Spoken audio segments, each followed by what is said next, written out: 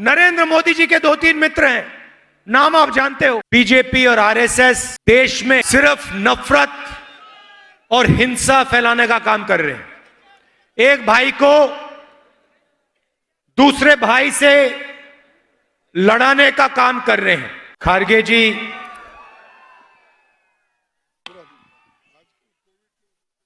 केसी वेणुगोपाल जी, रेवंत रेड्डी जी और स्टेज पे कांग्रेस पार्टी के वरिष्ठ नेता, सीनियर नेता, हमारे प्यारे कार्यकर्ता, भाइयों और बहनों, प्रेस के हमारे मित्रों, आप सबका यहां बहुत बहुत स्वागत, नमस्कार।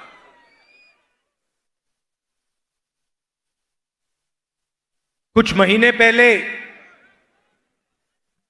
हमने ये भारत जोड़ो यात्रा कन्याकुमारी से शुरू की और आज सुबह हम हैदराबाद पहुंचे। यात्रा नफरत और हिंसा के खिलाफ है। बीजेपी और आरएसएस देश में सिर्फ नफरत और हिंसा फैलाने का काम कर रहे हैं। एक भाई को दूसरे भाई से लड़ाने का काम कर रहे हैं। और भाइयों और बहनों, इससे देश मजबूत नहीं होता है, इससे देश कमजोर होता है। देश की शक्ति देश को आगे ले जाने के बजाय लड़ाई झगड़े में, नफरत में जाया हो जाती है। हमारी यात्रा कन्याकुमारी से शुरू हुई और कश्मीर तक जाएगी। इसको कोई शक्ति, आंधी, तूफान, बारिश, धूप, कोई शक्ति नहीं रोक सकती है। यह सिर्फ एक यात्रा नहीं है, यह हिंदुस्तान की सच्ची आवाज है। आप देखिए, यात्रा में आपको नफरत नहीं दिखाई देगी, मारपीट झगड़ा नहीं हो रहा है, एक भाई दूसरे को गाली नहीं दे रहा है, किसी की पिटाई नहीं हो रही। प्यार से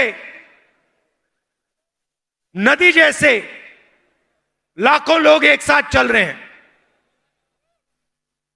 सब धर्म के लोग हैं, हर जात के लोग हैं, बुजुर्ग लोग हैं, युवा हैं, माताएं हैं, बहनें हैं, सब एक साथ चल रहे हैं। धक्का लगता है, कोई गिर जाता है, एकदम एक सेकंड में पूरी की पूरी भीड़ मदद करती है।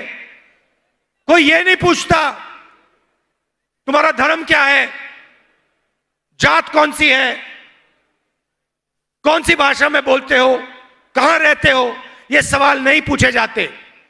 एकदम एक साथ सब लोग गिरे हुए व्यक्ति को उठा देते हैं। यह हिंदुस्तान का इतिहास है, यह हैदराबाद का इतिहास है।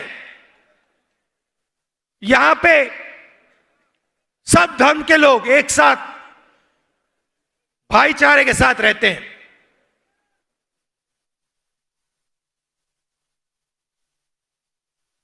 यह आपकी सच्चाई है।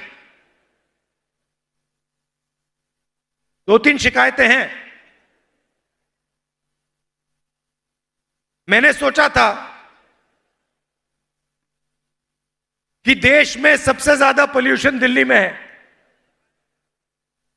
पता लगा कि हैदराबाद नंबर एक नंबर पे है।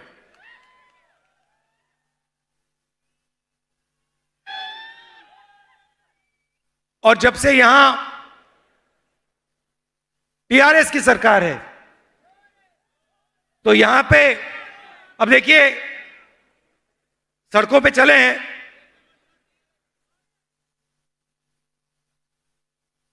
मगर सड़कें कम हैं, गड्ढे ज्यादा हैं। तो आपका जो इंफ्रास्ट्रक्चर है, जो होना चाहिए, वो नहीं है। खारगे जी ने कहा कि पार्लियामेंट में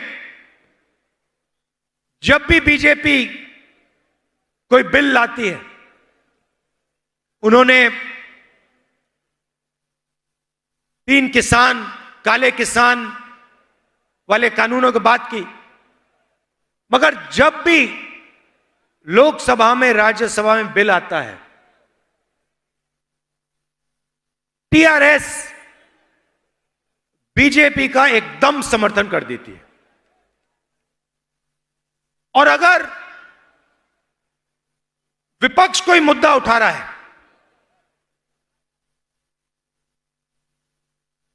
ध्यान बांटने के लिए एकदम टीआरएस के लोग कोई और मुद्दा उठाना शुरू कर देते हैं। भाइयों और बहनों, बीजेपी और टीआरएस एक साथ काम करते हैं। गलतफहमी में मत आइए। ये चुनाव से पहले ड्रामा करते हैं आपके चीफ मिनिस्टर, मगर डायरेक्ट लाइन है नरेंद्र मोदी जी के साथ। इधर फोन उठाते हैं, वहां मोदी जी फोन उठाते हैं, 1 सेकंड नहीं लगता। और फिर मोदी जी आपके चीफ मिनिस्टर को ऑर्डर देते हैं, आज ये करना है, कल वो करना है।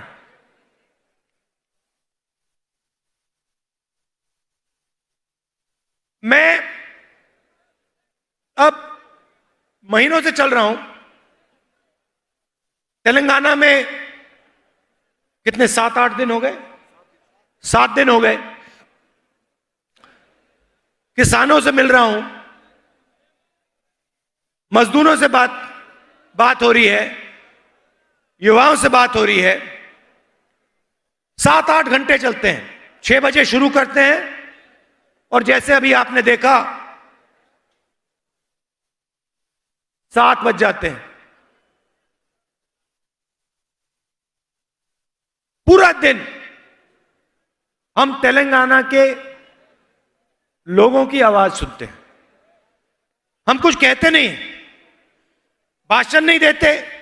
कांग्रेस के सब नेता एक साथ जनता की आवाज सुनते हैं, दिन भर सुनते हैं। और 6-7 घंटे बाद हम 15-20 मिनट अपनी बात रखते हैं। किसानों से बात करो, सीधा किसान, तेलंगाना का किसान आपको कहता है, हमें कहता है कि किसान कितना भी काम कर ले, खेत में से उसको प्रॉफिट नहीं मिल सकता।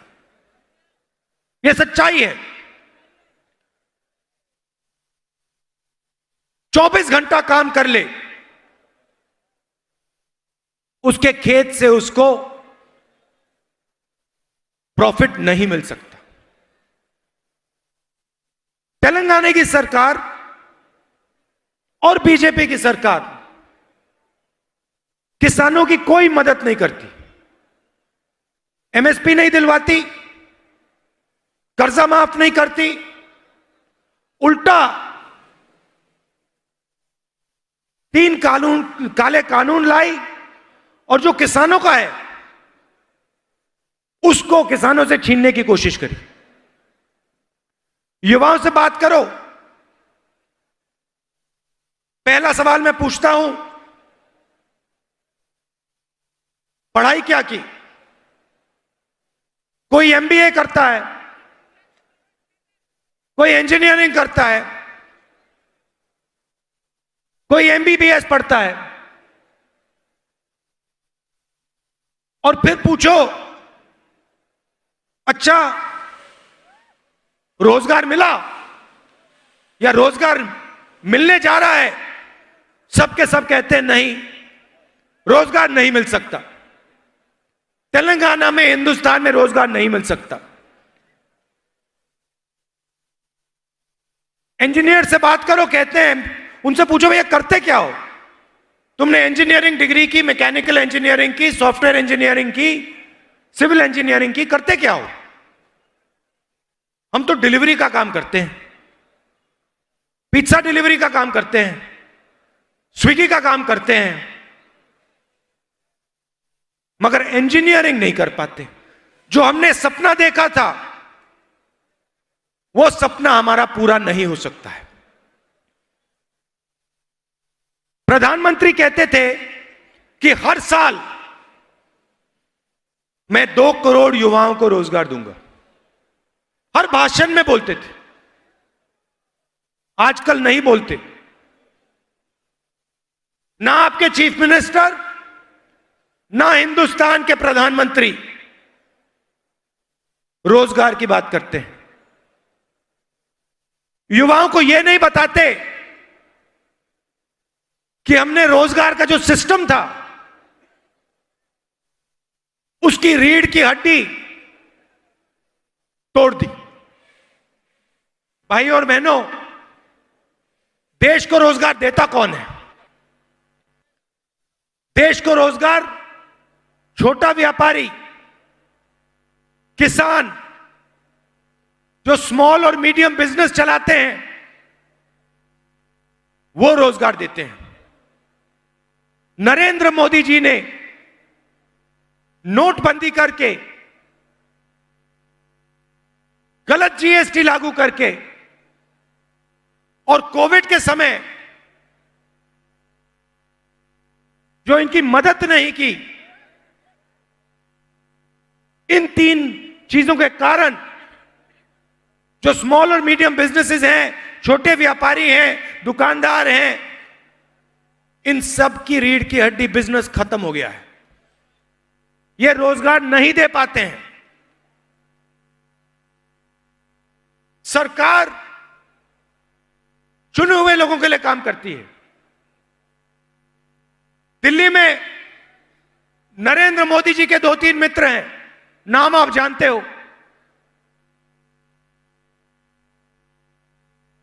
क्या? ये पूरा हिंदुस्तान जानता है, पूरा हिंदुस्तान जानता है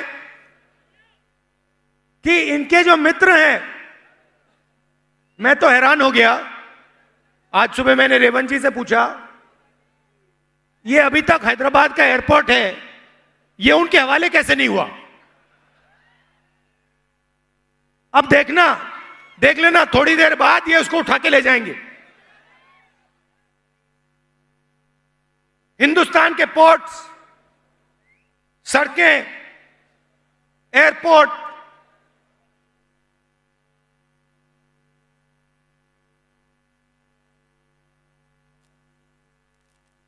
टेलीकॉम्स, एलआईसी, ये पूरा का पूरा जो देश की पूंजी है, ये सब की सब नरेंद्र मोदी अपने 2-3 मित्रों को पकड़ा रहे हैं। और इधर इनका एक तरफ धरनी पोर्टल है, रात को देखते हैं भैया कहां किसकी जमीन गई, कितनी जमीन मिली मुझे, कहां कहां से केसीआर जी ने जमीन हड़पी, रात को वो देखते हैं। सुबह उठते हैं और इंफ्रास्ट्रक्चर के जो प्रोजेक्ट्स हैं, सिंचाई के जो प्रोजेक्ट्स हैं, उनमें से पैसा हड़पने का काम करते हैं।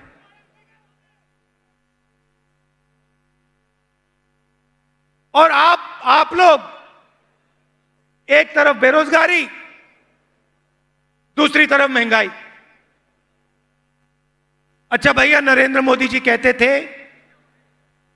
सिलेंडर बहुत महंगा हो गया है, 400 रुपए का हो गया है। याद है आपको? 400 रुपए का हो गया।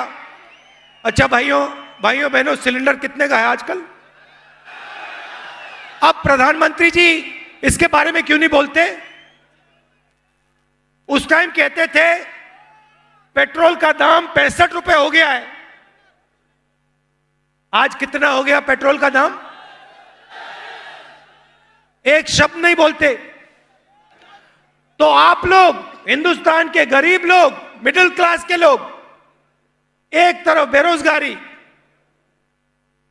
दूसरी तरफ महंगाई, इन दोनों के बीच में आप पिस जाते हो, दब जाते हो। और पूरा का पूरा फायदा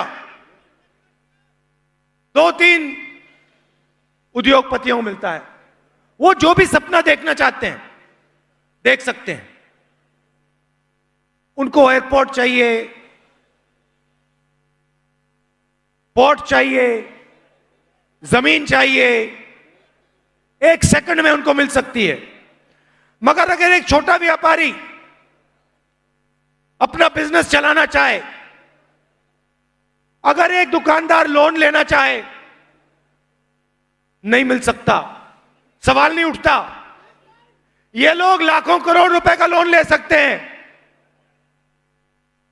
किसान लेता है, लोन लेता है, 50,000 रुपए का, लाख रुपए का लोन लेता है, वापस नहीं दे पाता है, एकदम उसको कहते हैं डिफॉल्टर हो, जेल के अंदर कर देते हैं, डंडे मारते हैं, लाठी मारते हैं, जेल के अंदर कर देते हैं।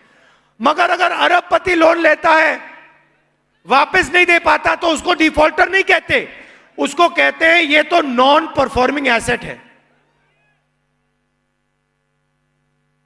तो दो हिंदुस्तान बन रहे हैं,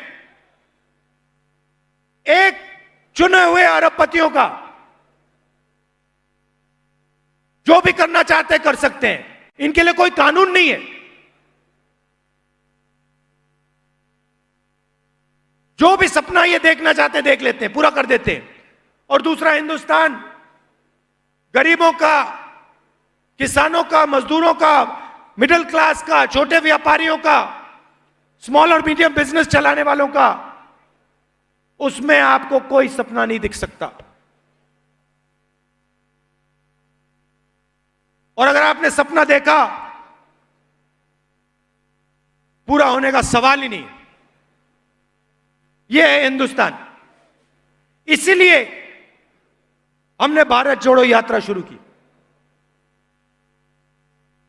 महंगाई के खिलाफ, बेरोजगारी के खिलाफ, और ये जो हिंसा फैला रहे हैं, नफरत फैला रहे हैं, इसके खिलाफ। आप देखिए, आज सुबह हम हैदराबाद में आए, 7 घंटे चले, लाखों लोग आए। आपने अपना पूरा प्यार, पूरी शक्ति यात्रा को दे दी।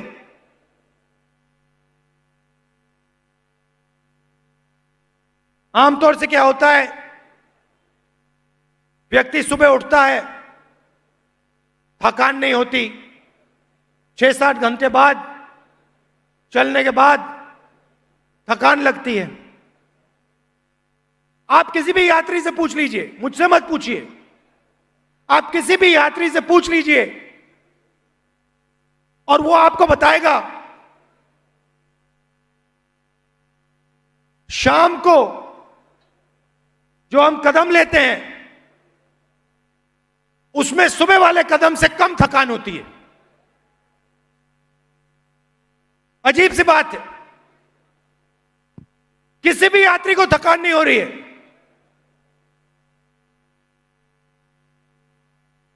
1300-1400 किलोमीटर चलनी है, किसी को थकान नहीं हो रही। सुबह 6 बजे उठते हैं, 7-8 घंटे चलते हैं, अगले दिन उठते हैं, फिर चलते हैं। इसका कारण है भाइयों और बहनों, हम अपनी शक्ति का प्रयोग नहीं कर रहे हैं, हम आपकी शक्ति का प्रयोग कर रहे हैं। आप हमारे को अपनी शक्ति दे रहे हो, आप हमारे को अपना प्यार दे रहे हो, अपना भरोसा दे रहे हो। इसके लिए मैं आपको दिल से धन्यवाद करना चाहता हूं। और हैदराबाद जो इंफॉर्मेशन टेक्नोलॉजी का सेंटर है, जिसने पूरे देश का नाम रोशन किया है पूरी दुनिया में, हैदराबाद को मैं दिल से धन्यवाद करना चाहता हूं। और याद दिलाना चाहता हूं आपको कि अगर आप इंफॉर्मेशन टेक्नोलॉजी के सेंटर रहना चाहते हो, अगर आप आगे बढ़ना चाहते हो, तो हिंसा के साथ, नफरत के साथ आप आगे नहीं बढ़ सकते हो, सवाल नहीं उठता। प्यार और भाईचारे के साथ यह प्रदेश और यह हैदराबाद आगे बढ़ेगा। यह आपका इतिहास है, यह आपकी हिस्ट्री है, यह आपका कल्चर है, यह आपका डीएनए है। इसके लिए मैं आपको दिल से धन्यवाद करता हूं। बहुत बहुत धन्यवाद। नमस्कार, जय हिंद। मिलेट टाइम्स को आपकी जरूरत है, हमारी आप माली मदद करें।